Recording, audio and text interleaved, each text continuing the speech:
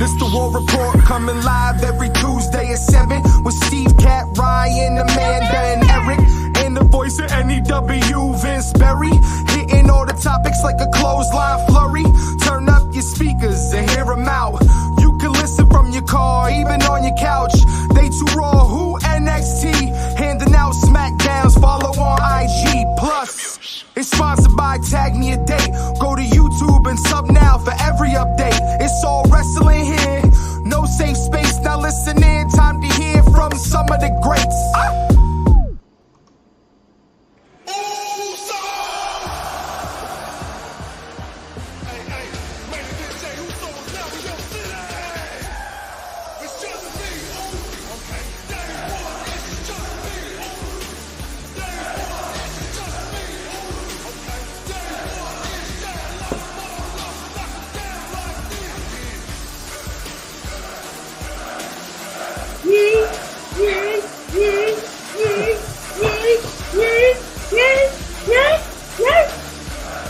Well, that's better than McAfee over there.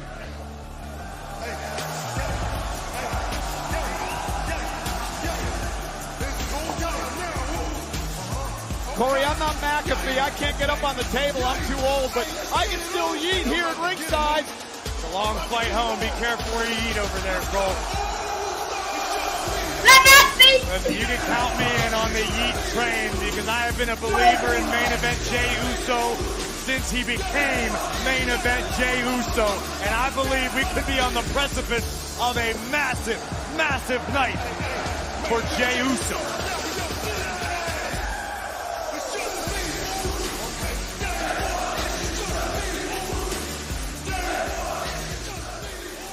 Welcome everybody to another edition of the War Report After Dark.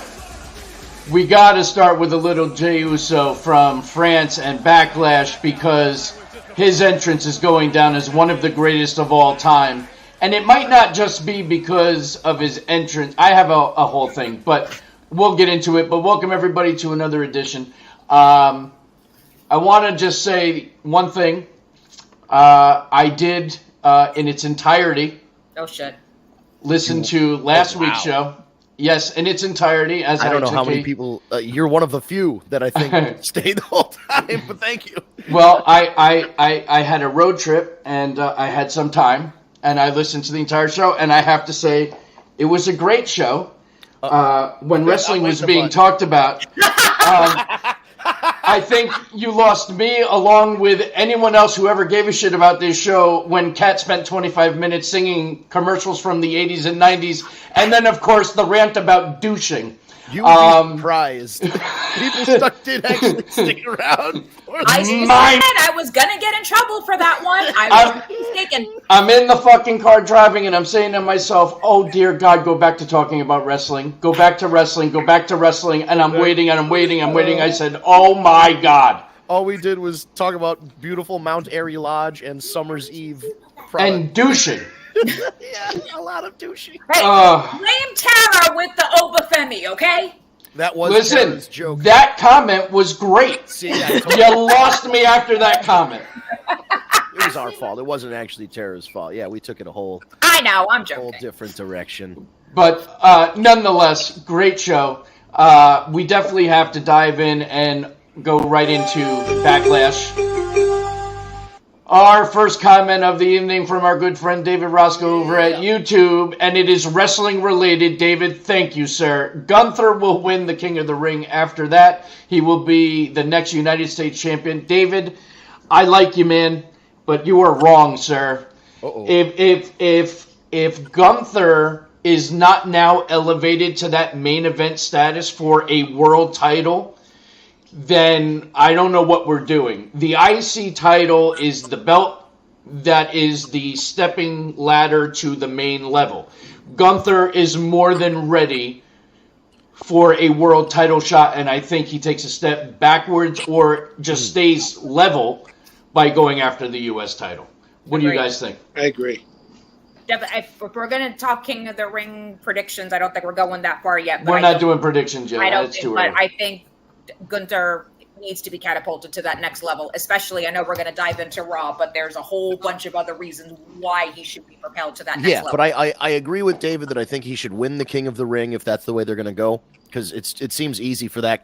I'm good with that. Yeah, I'm good with that. But the U.S. title part is the sticking point, only because, yeah, man, he's the guy. Like and I know Damian. Like, you got two big baby faces as world champions right now, but that's going to change. Whether it's Gunther Cody, which will be a good, that'll be a good feud, or even like Damian Priest loses to Gunther because he's so, like, they're both big guys. It'll be a good match, but I feel like, maybe the Judgment Day stuff will start wearing down on Damian's psyche. I do feel like when they are ready to pull the trigger on Gunther in a title, it has to be against Damian Priest or that belt. It can't be against Cody because he's going to lose, right? Mm-hmm. So, although that would be the epic heel versus face story, right? I mean, But so David did has another comment, and I do agree with this. Gunther winning would make the United States Championship prestigious. You're right. But there's others that can do that. That's a step down, though, for what he's after what he just did to the Intercontinental belt. Correct. It wouldn't benefit Gunther, but it would benefit the United States Championship overall. So I see where he's coming from, that the United States Championship after being held by like Logan Paul, which is fine. Like, he's not doing a bad job with it, but he's actually doing a great job. Right. He's just not there all the time. I don't want to see Gunther or Logan Paul if I had to match. Oh, you know what? I kind of do. You know what? Actually, I wouldn't hate it. If Gunther was allowed to get his ass annihilated, yes. Right. If Gunther was allowed for one night by Cesaro to use the giant swing and just pick up Logan Paul's lanky ass and spin around 100 times and then shot put him into the fucking crowd, I would be all over watching that match. Right, but look at it from this perspective. Logan Paul having the United States Championship is bringing a lot of money market with the whole Prime card.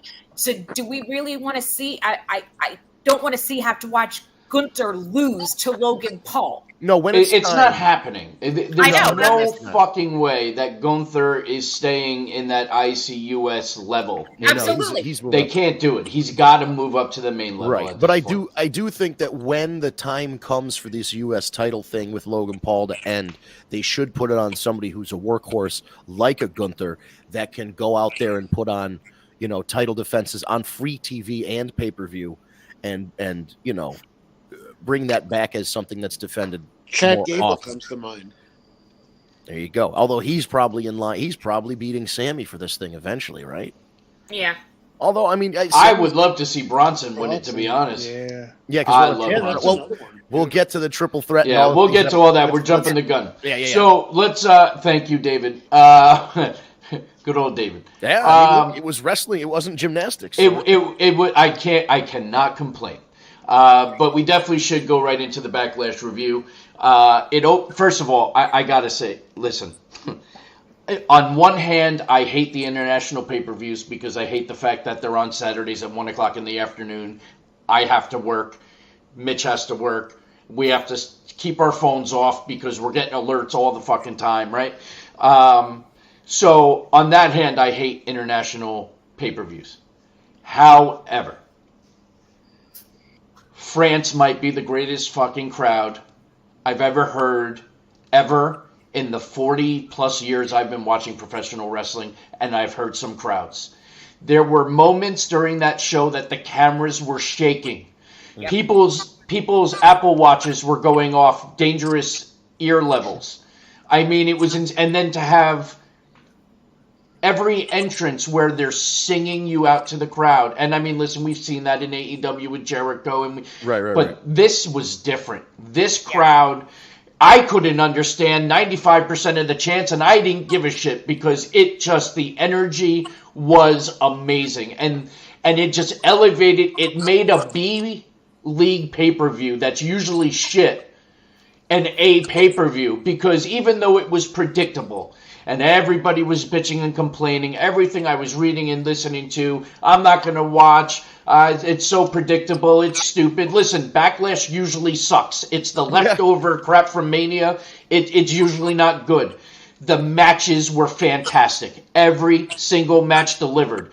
we'll get to some of them because I have a feeling we're all going to agree about one in particular. But every match delivered.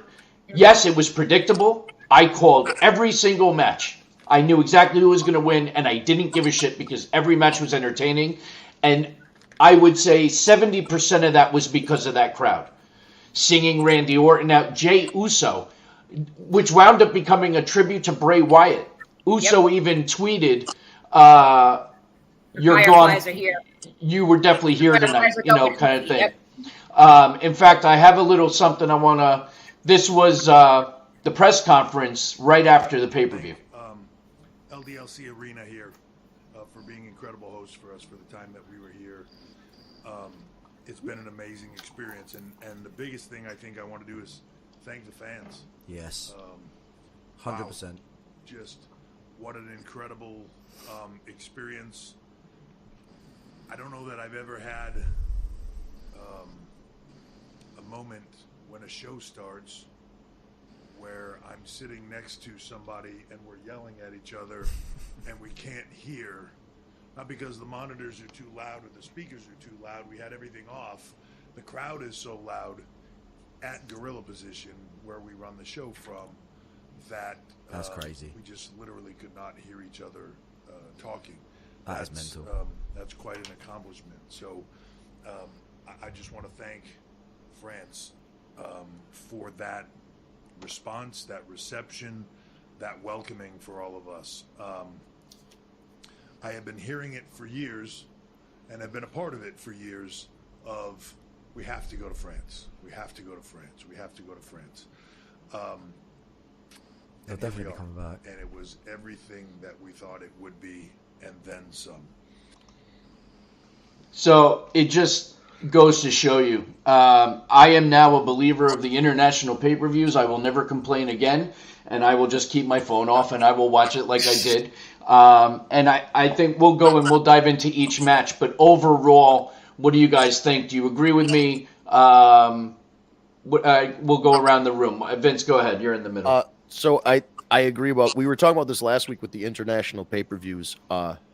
They're there for it because they don't get them that often. And I don't want to say you've burned out the U.S. because obviously they sold 120,000 tickets over 2 nights at WrestleMania. So it's not that they've burned them out, but you go to certain areas in the United States and you don't get the response that you want from the crowd. And that's across Raw, SmackDown, Dynamite, Collision, whatever. You like who was it? Not was it San Antonio? What's the town in Texas that always sucks when they go there? There's a town, I think it was San Antonio. Yeah. So it's something like, you understand that there are places in the U.S. that you don't get the best response. These places, when you go to I know Puerto Rico is part of the U.S., but it's part of they don't get it that often. When you're in Puerto Rico, you get a big response. When you go over to England or you go over now to France, I mean, when was the last time France even got a house show? France and Italy get house shows. A lot of these places might get one house show every 2 or 3 years, maybe, and then they don't get really TV. And if you do get TV, it was just in England because they have a separate production facility over there, storage facility for the sets and all that stuff. That's why when they go over there, you always see the Bobby police car. You always see the red phone booth. All that shit is just in a storage facility in England for when they go over and do English television. Hey, Tara, how's it going? But so I think it's an untapped thing. If they can find a way, like a happy medium of finding a way to do the international pay-per-views at 2 p.m. in that part of the world and be like, hey, come to this afternoon show. So the rest of the world can I'm being selfish. It's a U.S. centric company. I kind of want it to be at a be selfish. Right. I'm with you. I mean, that's my only. Right. That's my only issue with it. But now after this show, I can't. And you're right. It has to do with the fact that they never get it. These people were paying an average price of $300 a ticket because they never get it. And this is to them. This is like a WrestleMania to them because they get to see it live. But I also think, it's 5 matches. It was basically a house show. You knew all the finishes.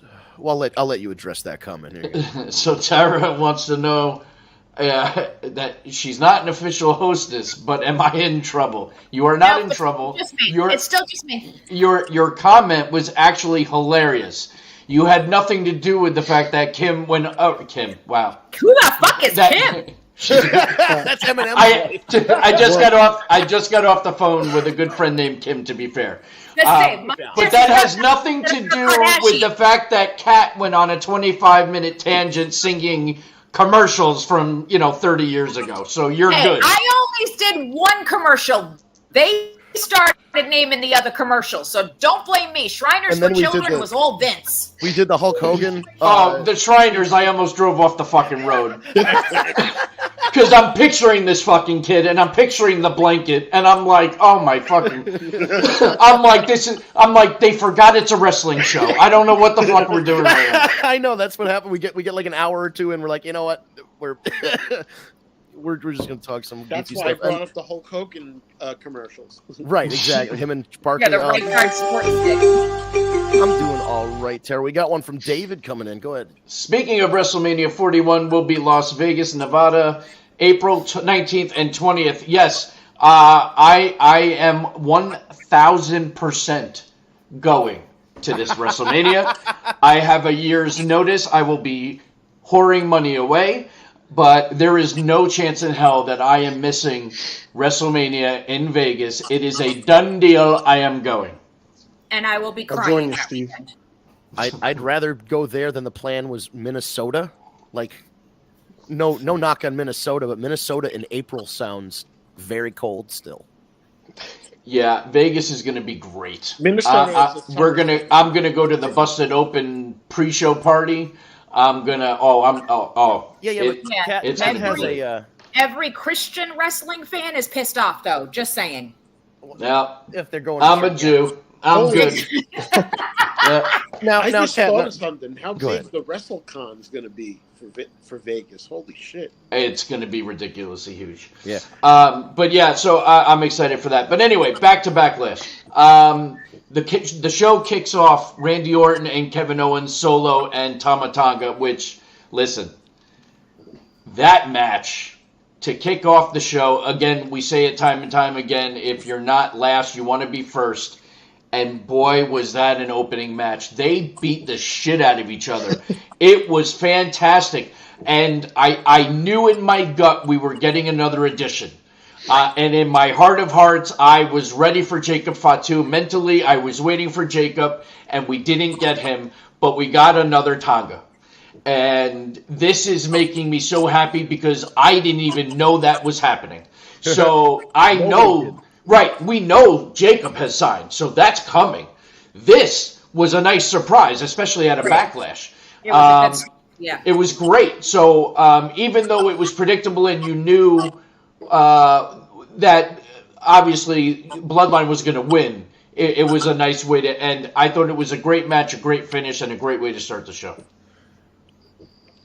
Yeah, and it had just that started the crowd with that because I don't think I have ever heard Randy Orton's theme song sung before like that. They were more over on Orton in that entrance than they were Kevin Owens. Yeah. Which is weird. That's what I'm saying, right?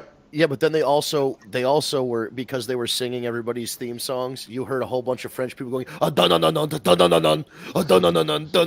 was just with their French accents, hawing. I just thought the best is when they count 1, 2, and there's a kick out. They chant "kick out on 2" in French.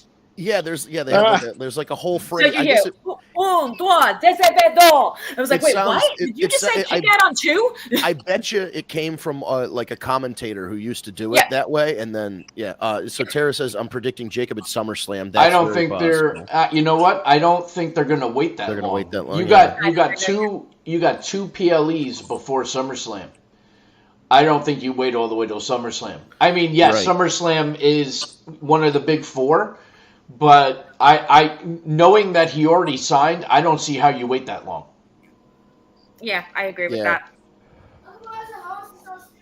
Oh, also, Kat, I looked it up. I'm going to see what I can do here. I'm going to see if I can get this up on the screen. All right, can you guys see this? Mm-hmm. These are the Catholic. There are several Catholic churches within Las Vegas. The actual archdiocese is right there. It looks like right on the strip almost, right near the Bellagio. So, I mean, you're all set. There you go. You're good. You can go to Mass. We're No, you don't understand. It's the part as the parent that sucks. Oh, yeah. Well, listen, what better Easter egg hunt? These kids are going to go to bed at like 11:30 at night now on Saturday night. I got to wait for the Easter Bunny.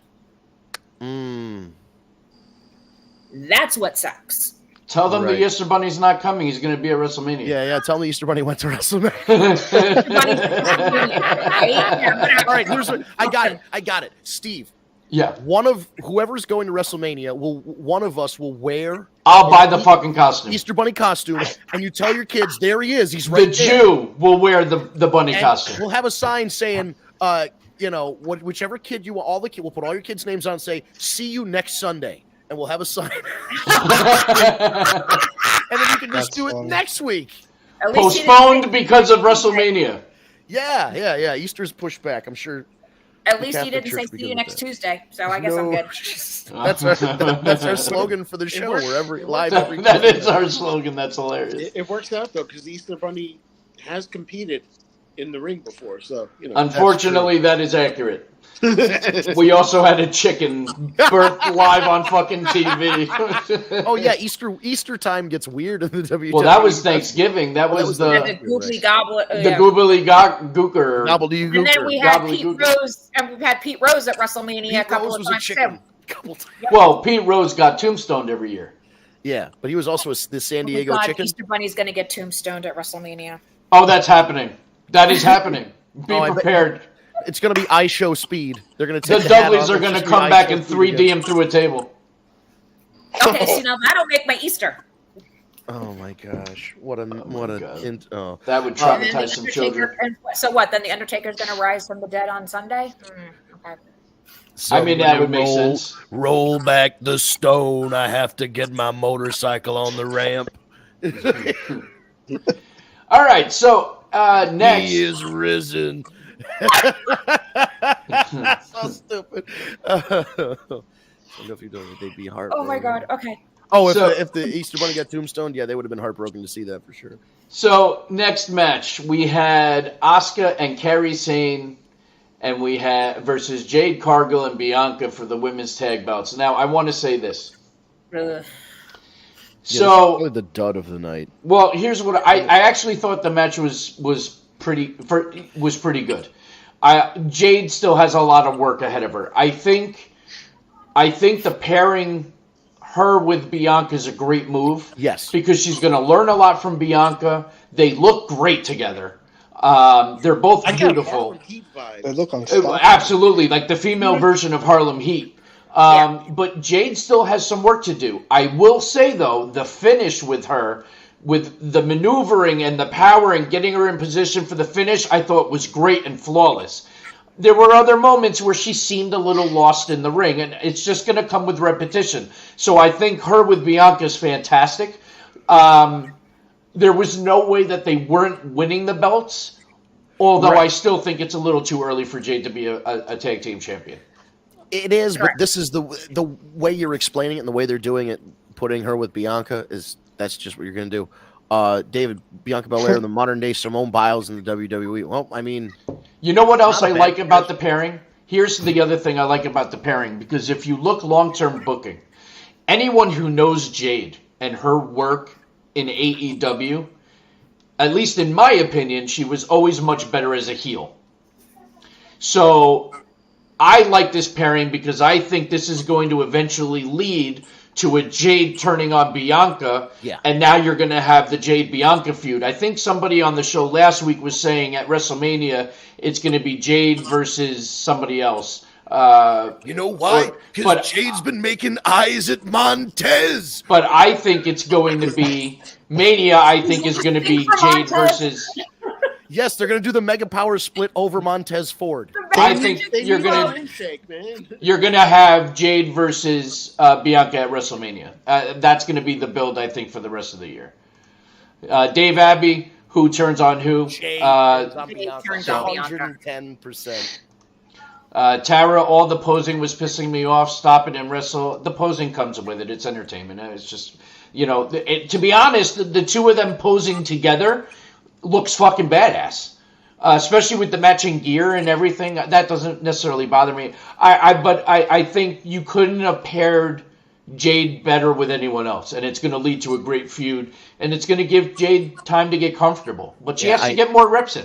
Dude, I hope so. Because, this is the same Jade Cargill I saw in AEW. Like, she's not that much improved. Like, she was always serviceable to a point in AEW, and she's probably a little bit of a step up from there now, but that she's in WWE. But yeah, I hope this does it for her, because I don't want to say you can't teach an old dog new tricks, and I'm not saying that Jade is very old, but what I'm saying is that Jade's skill set was like basketball and other sports, and she didn't pick up wrestling until a later age. And like Diamond Dallas Page did the same thing, and he was great. But I'm just hoping that she has enough physical time left to pick up all of these skills, and get where she needs to be. David Roscoe, Bianca Belair, Jade Cargill's team named the Charlie Angels. I don't. Dave Abbey over wants to know what the point of Damage Control is now. That's a valid point, although they did have a lot of airtime on Raw this week, and we'll get into that when we they're now going to Raw. They're controlling Raw. That's their new thing. They want to control Raw instead of Smack. Because even Bianca, I think, put on Twitter, she's like, finally done with Damage Control, like celebrating that she doesn't have to wrestle these bitches anymore. Like, she's so well, she has been doing that for quite some time. So. Yeah, it's been a while, yeah. And we'll get to this Raw thing, but I'm still... Yeah. Well, moving on, we got Bayley, Naomi, Tiffany Stratton for the title. That was a great match.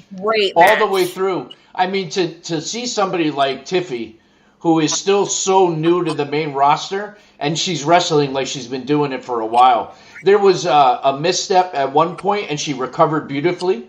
I mean, it just all around was a great match. The finish was kind of abrupt, I thought. I didn't see it finishing with the reversal of the roll-up, but I'm not mad at it. I think overall it was a great match. Definitely. The roll-up is designed to make everybody look good, because the rationale is that anybody can get caught with the surprise roll-up and get like a flash pin. So they really didn't want to do, they didn't want to do anybody dirty by taking a clean tap out or a clean finisher pin. So that's a good way out of it. Tiffany Stratton, I'm impressed with. I'll finish that thought in a second. Go ahead. Tiffany Stratton. I'm impressed. David's not. Tiffany Stratton is no Nadia Comaneci and Trish Stratus. No, I understand, but here's the deal.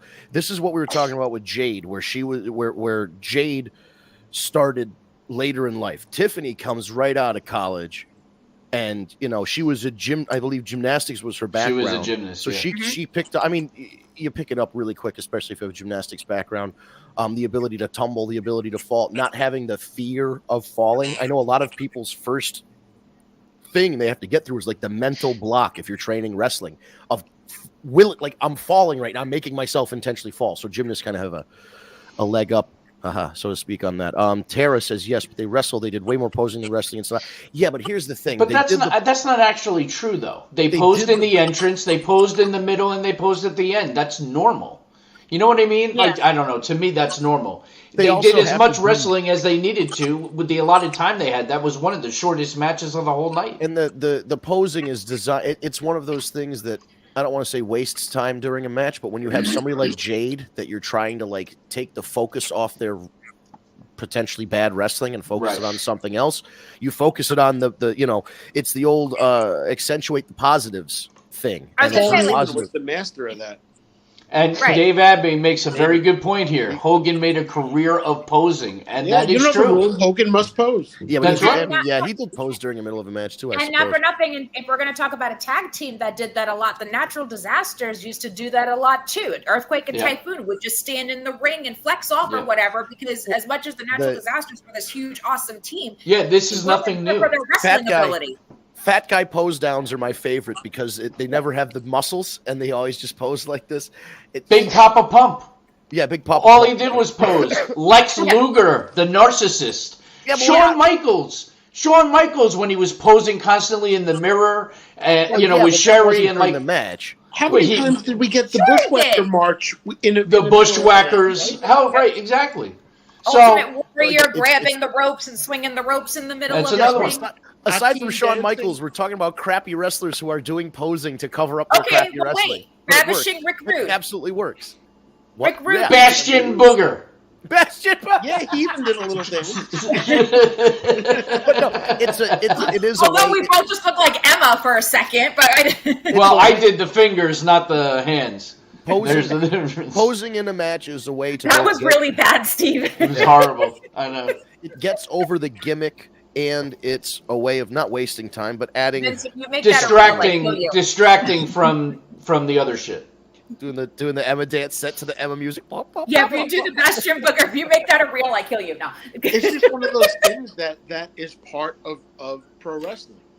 That's the entertainment side of wrestling. And it was the shortest. The women's triple threat was the shortest match of the night. And from what I remember, was it really? We got a pretty damn good response. That was shorter than the women's tag match?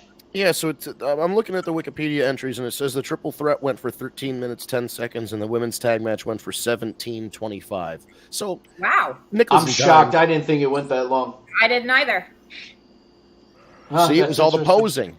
Tara was right. It was all the posing. That was a 10-minute match with 7 minutes of posing. Damian Priest versus Jey Uso.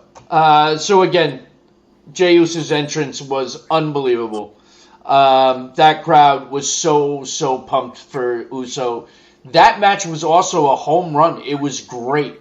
And it ended the way I thought I would. I didn't think Damian was going to lose this quickly. No. Although they are so behind Jey Uso right now that it wouldn't be terrible to give him the belt, but you can't do that to Damian.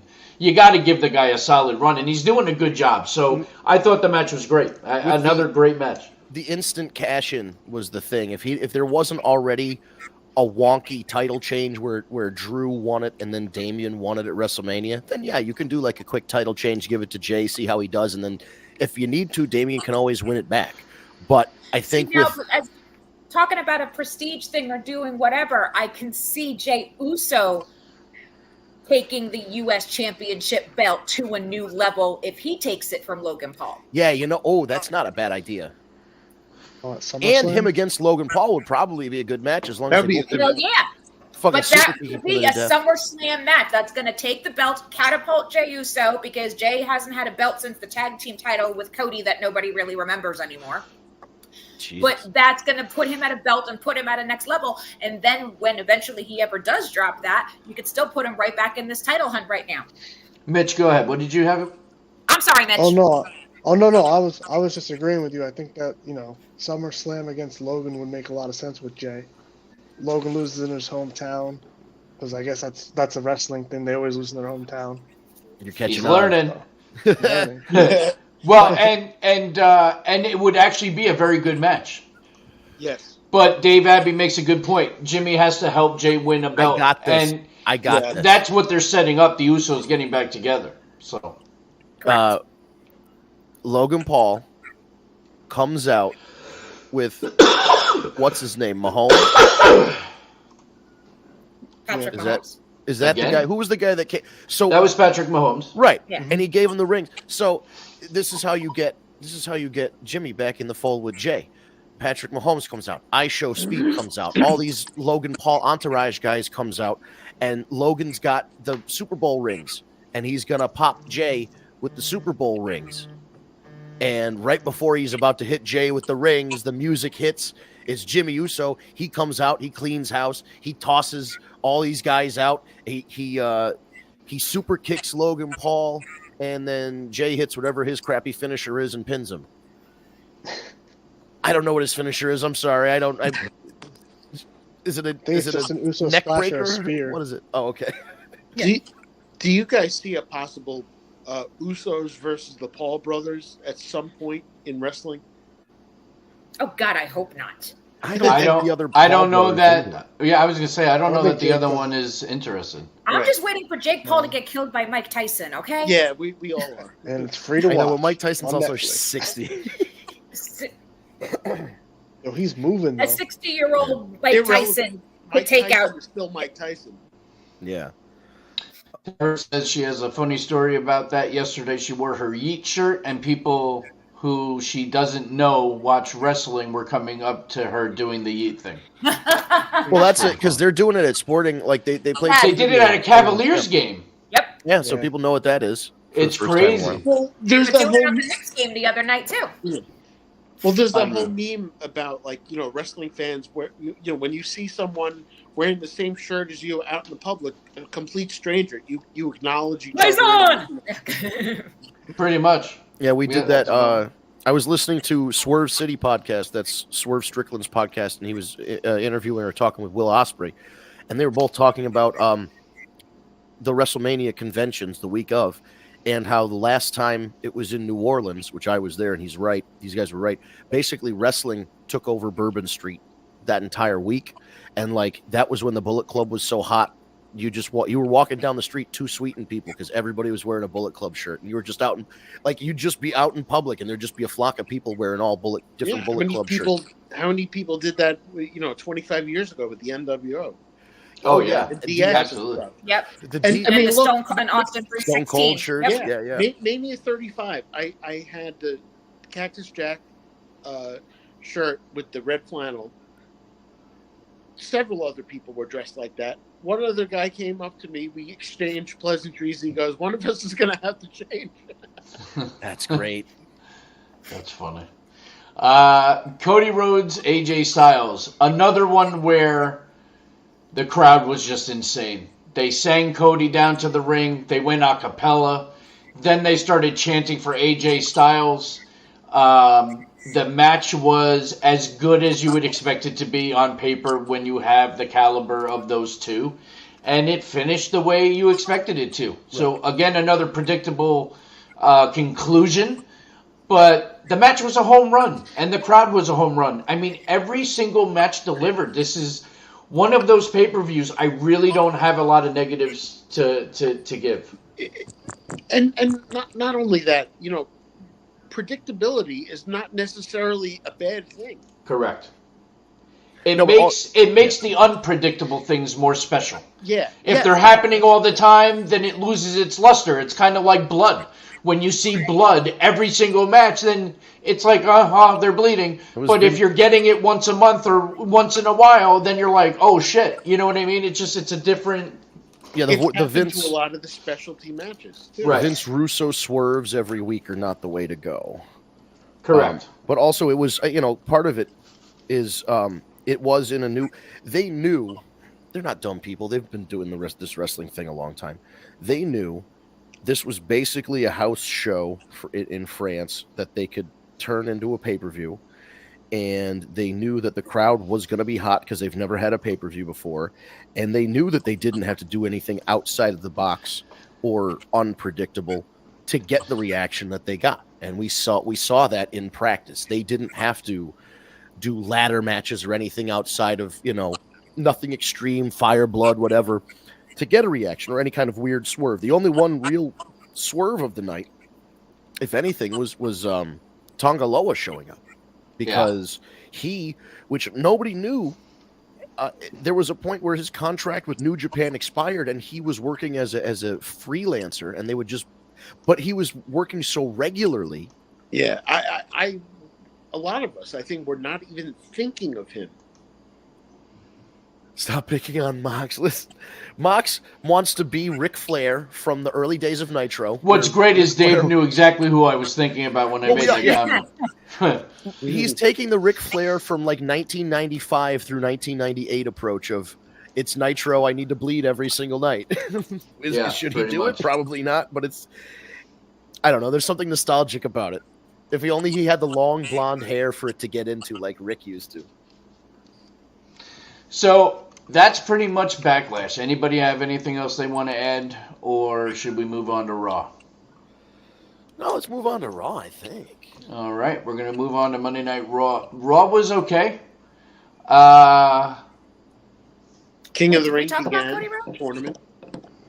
The Cody Rhodes. We said it was good. I mean, we didn't really go around the room. What I did you think was of that? joking, meaning that we just went past it. It was being sarcastic. I mean, if anybody wants to add anything about that match, it was a great match. You know, I don't know. I was being a smartass, but it didn't work. It's okay. I got you. But I wasn't talking about the biggest douching, so it didn't work. was the crowd. So Raw was good. They started the tournament for King and Queen of the Ring. The lineups were great. Of course, the night took a ratings dive when Zoe Starks won her match.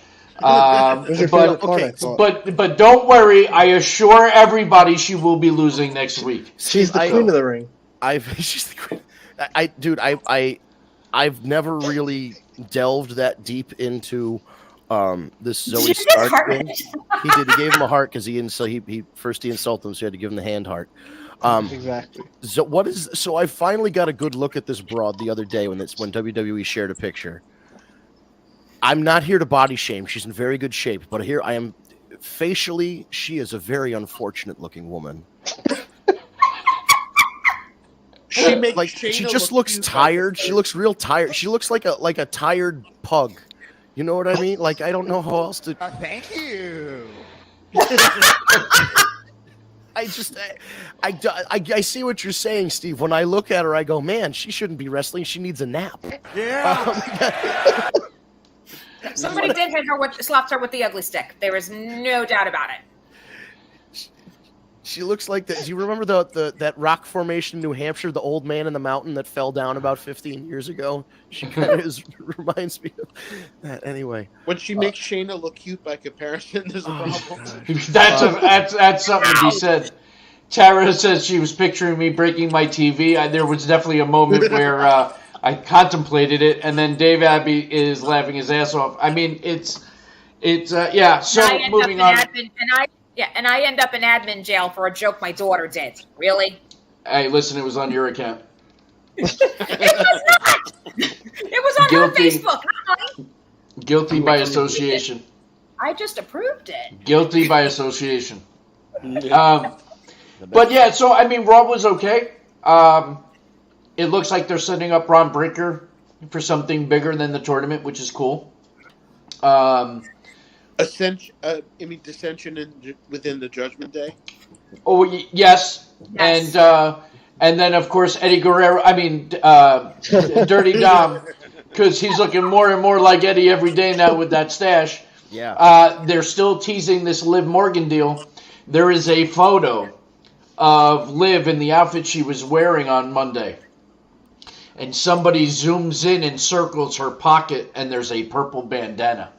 And he was wearing. So earlier in the show, he had the bandana, and then they showed him later, and he wasn't wearing the bandana. And when she was in the ring with Becky, she was wearing it. So this is going to get so good.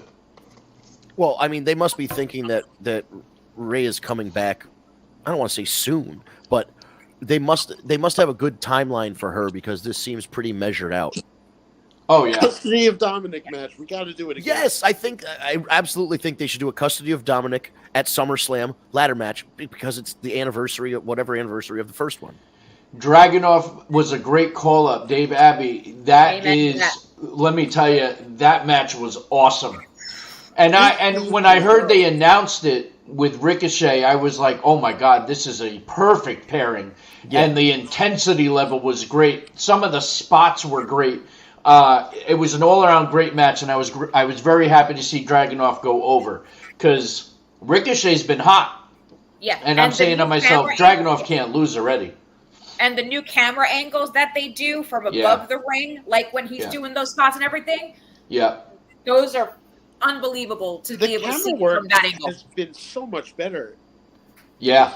A lot of the camera angles have definitely improved, and I love the walking from the back all the way through Gorilla and out and the whole. They're doing that weekly now. I love that kind of shit. Bronson leaving and then they're following him into the back, and then he has that little impromptu thing with Pierce. I just all that kind of shit is great. Yeah, they hired whoever they hired to replace Kevin Dunn had more experience in like actual television and like I think live sports and some filmed television programs as well to kind of, once you have somebody of that mindset in there, they can kind of set the direction that they want for the shots and all that. It has been interesting to see how it's changed because, I mean, there were those fan cam footage of like Seth Rollins giving somebody a chair shot and the camera guys going like this next to Seth to simulate the chair shot, and like the people on TV are watching it just having a friggin' seizure. There was so much wrong with the production, and it didn't start out that way, and it wasn't all the time. Kevin Dunn wasn't bad 100% of the time. And even in I would say the mid 80s when he first started there through probably 2000s, maybe 2001, right? Where there was a point there where he lost it, but Kevin Dunn was great at his job, directing and setting up shots and all that stuff. And then, he just kind of overthought it. He didn't change with the times. Correct. No. I think, and that's kind of what I think was, what's his name's problem too? The composer. What's the guy that used to do all the music? Jim Johnson. His music all still sounded very 80s synth kind of stuff, even into the 2000s. We took over from Jimmy Hart, basically. Yeah. But go ahead, David. David Roscoe. Hey, Kat, Trish Stratus should have done women's gymnastics. Did she ever do No, she gotta disagree with you on that one, darling. Sorry, if she was in the women's U.S. gymnastics team or the Canada gymnastics team. Oh yeah. She started in she was a model. Bodybuilding and that. She was partially a gymnast. She does have a gymnastics background, but but not at the Olympic level. I've level. never seen her like Maxim magazines and stuff like a year or two before she was even in WWF. All I know is when she was wrestling, she had a low center of gravity. If you catch my drift, I don't know how. She's not no Dominique. Who at that time would have been like Dominique Moceanu, Shannon Miller. No, she would have got smoked by those. Not happening. Oh yeah. I got to tell you, the other thing that I'm really enjoying is that they're keeping the Punk Drew McIntyre story interesting, knowing that they can't touch, but they're keeping you interested. It was another great segment with Drew McIntyre getting kicked out of the building and Punk driving up minutes later and then cutting a promo in the ring. It's just being very well done, and it's going to build to a really good match. It almost reminds me of booking, like Paul Heyman, the way he booked Sabu and Taz. Yeah. Yeah. That's a good comparison. There was also a point in Ring of Honor where Bryan Danielson had a broken orbital bone or some other maybe he had an arm injury as well, but I remember there was a point in Ring of Honor where he would come out and cut promos and do the same kind of thing and get a whole bunch of heat, but nobody could touch him because he wasn't cleared. And then that kind of got more heat on him as well, as like, I can come out here and say whatever I want and not face repercussions because you can't touch me because I'm not cleared. So I think one of those guys can do the same thing. Is like, hey, I can say whatever I want, and even if you wanted to touch me, you can't, and that's going to be more frustrating and build towards it too. I'm just waiting for Punk to get injured again. He's got to get back in the ring first. I just love that half a part of Punk's promo was taking digs at freaking the Kendrick Lamar Drake thing. That was freaking hilarious. Listen, anytime you give Punk the mic, it's going to be good. I mean, he's just one thing he is extremely good at, like he said in his promo, and it is true, is that he is great on the mic. He's good at commentating. He's good on the microphone.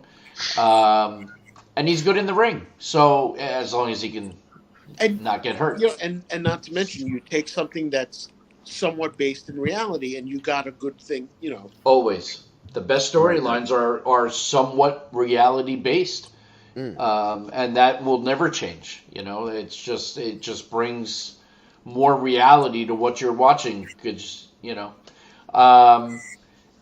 Gunther, Sheamus. I mean, again, it's a match that couldn't have been any better, and the right person won the match. Sure, Sheamus's back disagrees with that today. Sheamus, oh my God, he got the friggin' brakes beaten off of him. Oh my! But their matches are always hard hitting, and that's what gets you excited to watch them. Absolutely. There was a picture that Gunther shared on Twitter, and it was a picture of one of his chops that he gave to Sheamus's back, and they zoomed in on it, and it kind of looked like a face, and all he said was Wilson. Oh, that's funny. Now, here's the thing: I can't say if it's the actual, because there is a troll fake Gunther account that uses a very close username and then the same profile picture of Gunther, and they're really funny. But sometimes their stuff gets posted as the real Gunther, so I don't know if it was the real Gunther or this fake Gunther who also happens to be funny. Oh, all right, Dave? I got to know: is Sheamus still looking that fat, or is he back into shape? Burger after burger after burger. Guess that answers that question. I mean, listen, he definitely, I mean, you could see a significant difference. And it's amazing, too, because you look at, like, Randy Orton came back, and he was more jacked than ever before. You have AJ Styles come back more jacked than ever before. Sheamus comes back, and he looks like he's done nothing but sit at McDonald's. And, I mean, he's starting to get a little bit better because the shit he was seeing on Twitter motivated him to get his ass back in the gym from everything I've been hearing. Well, yeah, but what sucks is he looks a little better, according to Dave. That's good. I think what sucks is that it sounds like maybe he was called up a couple weeks earlier than he thought, so he was like bulking up and was going to do a big cut before getting back on TV, and then he didn't have time to do it. So that's possible. Yeah. Because usually he's one of those guys. I mean, he's got that workout channel, that Celtic Warrior workouts thing, and he's very serious. So I think that might have been something he was planning. He's like, yeah, I can kind of put on a bunch of weight because I know I can get it off. I can, yeah, right. I don't think he looks that bad according to Terry. Yeah. Okay. So, anything else about Raw anyone wants to talk about? So Braun Breaker. Who did we just lost Cat. We just lost Cat. So Braun Breaker is not in the King of the Ring, but then Adam Pearce was like, come into my office, right? That right. Was the whole so thing. It looks like they're setting him up for something else. We'll see what that is. So one thing I did want to bring up, we're getting to the top of the hour. Wyatt 6. Looks like this is definitely happening. We're getting the QR codes again, which I absolutely love. And we're getting pieces of the puzzle. There was one where it sounded a lot like Alexa Bliss. Now I'm hearing she's not going to be a part of the new Wyatt. So here's my thing on this Wyatt 6. I'm very excited. But if what I'm hearing is true, it's a lot of B team players. Yes. That are going to be a part of this, and I think it's going to fail. Like that's what concerns me. Right? Like if your most A character is Eric Rowan, we've got a problem. Like it's you've got to have an Alexa Bliss, or you have to have a Braun Strowman. Like Nikki Cross. Okay, I'm good with that, and it would make sense why Nikki Cross was acting so weird.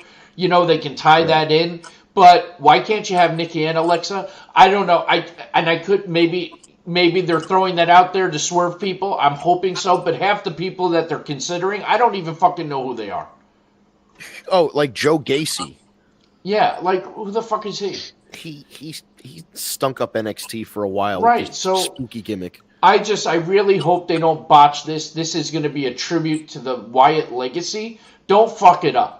We need some A-team players in this Wyatt 6. It can't be all B-level guys. So I hope that's just to swerve us. That's just I wanted to get that out there. Because Braun is someone that could be elevated to that top level again. And listen, it's wrestling. You can easily put him back in a trance or something, and he can, go back to the dark side or whatever. I don't know. I just I really hope they don't fuck it up. I'm excited again. We're getting these codes, but I'm just worried that if it is the ones that they're mentioning, I think this is going to be dead on arrival. Right, like without star power. Right. And that is absolutely 100% my concern as well. Not that I don't wish them well. It's just that it seems like the secret sauce of this whole thing was Wyndham. It was Bray Wyatt. It was the vision that Wyndham had for the kid. And unless he had stuff written down and like notes and stuff that they kind of knew what direction he wanted to go, all right, that kind of makes sense. But also, you're right. It is unfortunately a job squad of Uncle Howdy, who we will people will know. Howdy, I'm good because you need that voice because he sounds so much like Bray. You know what I mean? Everybody knows who it is under the mask. We know that it's his younger brother. It's Bo, who's not quite. You know what I mean? He's good, but he's not quite Bray Wyatt. And then you've got Eric Rowan, who's fine, but not quite Bray Wyatt. Braun Strowman, a bigger name than Eric Rowan, not quite Bray Wyatt, also not rumored to be involved in this. Joe Gacy, NXT guy. Nikki Cross, like you said, I'm fine with it, but also I think if Alexa can come back from this pregnancy thing, in a timely fashion, she would add a lot of credibility. Would be crucial for this. She would be the most credible part of it, I think. Right. I agree. She has to be a part of it. I agree. And like I said, I know you're saying Uncle Howdy, we know it's Bo, that it's Taylor or whatever, and his we career. We knew it was Bray Wyatt as the Fiend. Right. But we also don't know because Uncle Howdy only had a couple of spots that were done during the last run. We don't know what he can do in this character. Yeah, maybe it's a different style of wrestling or whatever, yeah. And if you watch the documentary, Bray wrote everything down. Okay. So there probably is a lot of shit. And the guy that did his best friend that did all the costumes for him and the masks and shit, he also knew a ton of future plans because he was the one developing a lot of the gear and stuff for future stuff. Like that whole new version of The Fiend that we never really got to see on TV. Things like that. So there's a lot that they do know of his vision. So hopefully, Dave Abbey, it can't feel forced. Bray was setting up a very long-term storyline. I just don't think the casual fans will give it time. That is a valid concern, and he's not wrong. I hope for the best. People have to be patient. I used to say it all the time with Bray Wyatt, right? You got to be patient. Let it develop. We would have gotten the payoff, but he died. So we didn't get the payoff. Hopefully this will be our payoff. It also just goes to show you that even if Bray had to, let's say, retire from wrestling, he had such an amazing wrestling mind that he could have contributed. Had he not died, he could have contributed for years to come. 1000%. Yeah. Very accurate. Tara, like a Jake the Snake Roberts type of, way of, thinking. Yeah, no, it's very true. Tara, I still can't bring myself to watch the documentary. Do yourself a favor, get over it and watch the documentary. It was the best, hands down, the best documentary that the WWE has done yet. Wow. It is one of those documentaries you watch the entire thing through and you wish it was another 2 hours more. Yep. You just didn't want it to end. It was unbelievable. And if you didn't cry, you're not human. Well, that's for sure, too. And on that note, ladies and gentlemen, we have reached the top of the hour. All right, man. We did it, everybody. That is crazy. We made it a full hour without discussing feminine hygiene products or old commercial jingles. Good job, everybody. I can't. Here's my Barry Horowitz. Yeah, I can't. You know what? We were thinking of tattoos for Eric to get in the group chat as his first tattoo. Maybe a Barry Horowitz tattoo is the way to go. Right on my back. Yeah. Handprint on your back. That would be. Oh man. Yeah. See, that's why Tara's afraid to watch. She I mean, it's going to be emotional. It. We need to let these feelings out, Tara. Yeah. It's okay But Tara, just in all honesty, you go away very, you have tears and it gets you whatever, but you don't go away really upset, even though you cried during it. It's actually uplifting at the same time as it is sad tears. It's both. It's crazy. Because we're celebrating the man. Right. Yeah. So give it a watch if you're feeling up for it. Yeah, I think you got to be in a mood to watch something like that. You have to be in a particular mood. You can't just flip it on. You got to be prepared for what you're getting into. But yeah, we've done it. We've made it to the top of the hour, and thanks for tuning in. I'm just going to go through real quick, and I think I know everybody in here, but I do want to thank David Rosca and then Dave Abbey and Tara. I had a really, what? I noticed that too. I've been noticing that the link hasn't been showing up in people's feeds as much. Tara was. I wonder why that is, because it popped right up on Facebook on my end. So, and it pops up on mine, but I think it's because it's on our pages, maybe. I don't know, maybe because I mean it shows me that it was live immediately right at the beginning on all of the platforms. So I don't know what's going on. Something must have changed because Tara messaged us a couple weeks ago. She couldn't find it, and now Dave said he was having trouble finding it. So I'm going to have to go through StreamYard settings and see if something changed, or I wonder, or if it's something changed on the other, like on the Facebook's end or on something's end. But anyway, thank you, David and Dave and Tara, for popping in the comments. It's always great to get your guys' feedback and chiming in with your thoughts on everything.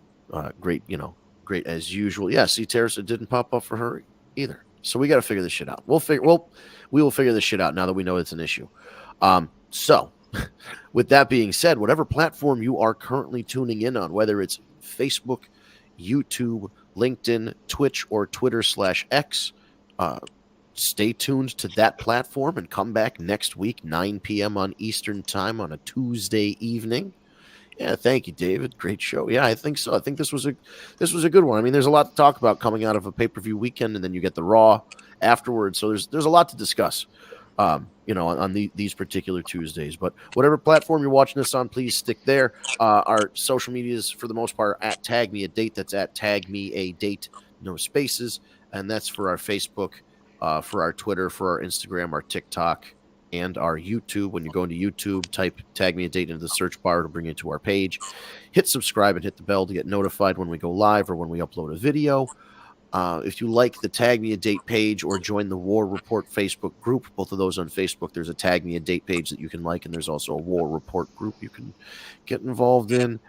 Steve's LinkedIn, if you're friends with Steve on LinkedIn.